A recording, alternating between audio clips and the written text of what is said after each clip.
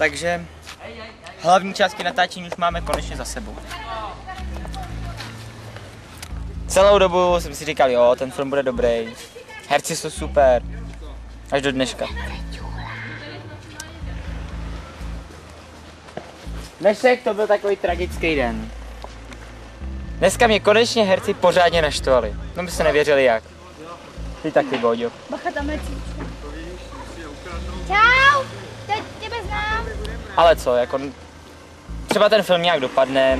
A jestliže tohleto vůbec sledujete, tak to znamená, jako, že jste se ho sklídli celý. Já vám gratuluju. Jedem? Jedem.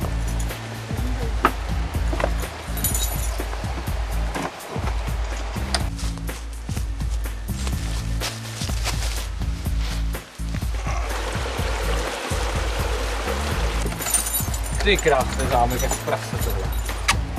Wow.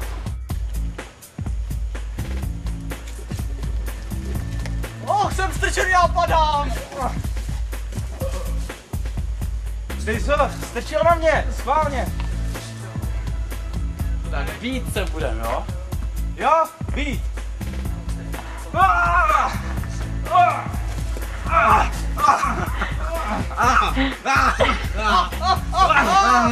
Já se padal a třetí se směje!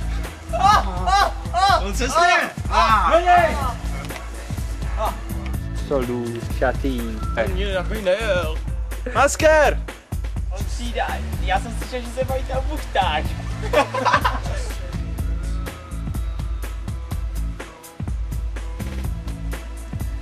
Takže my jsme tady jako takový dva bráchové.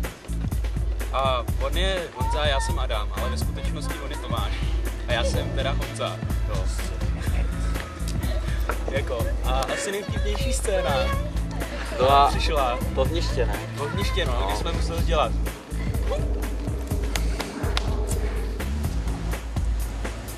Taky ta s tím modrovou jsem, ta s tím možná nebyla, ale docela jsme se vyřádili, že jo? Ale podle mě nejtěžší scéna byla taky u ohniště. Aspoň pro mě to bylo nejtěžší, protože jsem za prvý nevěděl, co mám dělat. To tam jsem poprvé vůbec mluvil v celém tom.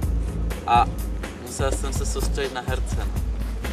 Na herce, na režise, na režiséra, aby mě naučil vůbec mluvit. Tomáši.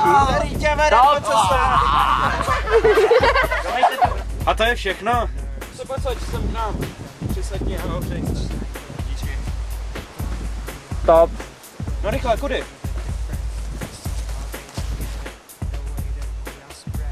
Tak jo, stop.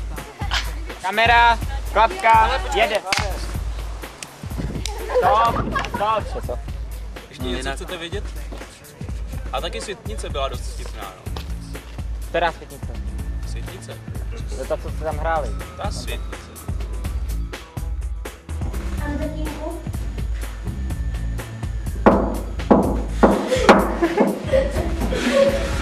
Stop.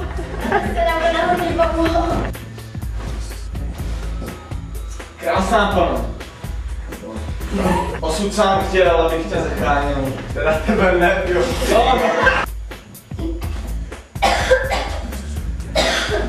Krásná pana. Osud chtěl, abych... Co se děvíš, ty vole. Osud chtěl, abych tvého otce zachránil před 15 lety. Ale pokračuj. Tragédie, vole. Je očarovaná. Abych právě tebe milovala. Ano, Berněna se vyhrát. Otče, kdo to byl? Počkej, nejdřív musíš mi zeptat. Krásná. Že sama řekni, jestli chceš jít. Jo. Ano. Krásná pano.